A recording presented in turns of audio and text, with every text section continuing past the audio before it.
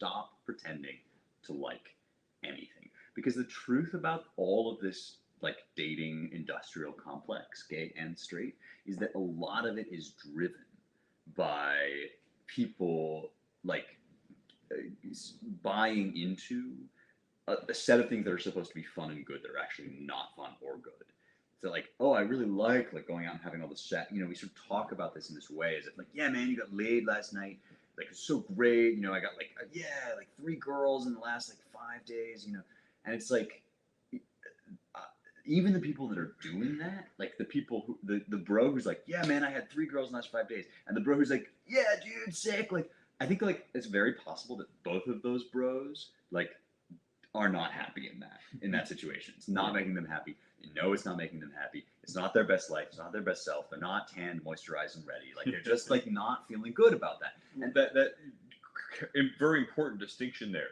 They do like it. They like the fact that when they are in the act with those 3 girls in the 5 days, they really like it and they are very proud of it afterward.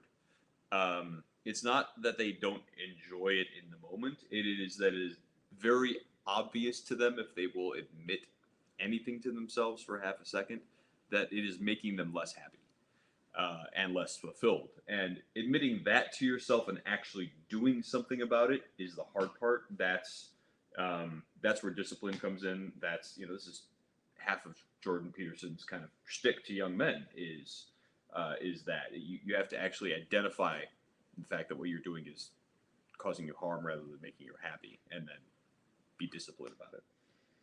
Yeah, totally. I mean, like, since this is the Young Heretics crowd, we can make, I think, a sophisticated distinction between like pleasure and happiness. Yes. Right? Like that people get pleasure from all sorts of things. You get pleasure from everybody gets pleasure from sex. There's like almost nobody alive doesn't get pleasure from sex.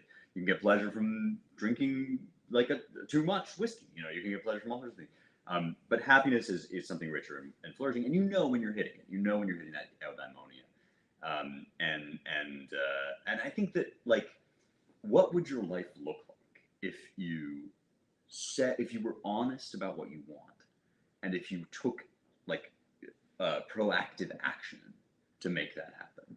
And it might mean that you would go do some things that don't give you pleasure. Like for example, when I realized that I wanted to be married to somebody or not do any sex at all, right? Like that was sort of what I realized is I either don't care about sex and relationship or I want to be married to somebody. And so I actually did like go to parties that I would otherwise not have gone to, as we'll get into with when we talk about how we met. Like, and I did sort of put myself out there in ways that were not natural and okay to me.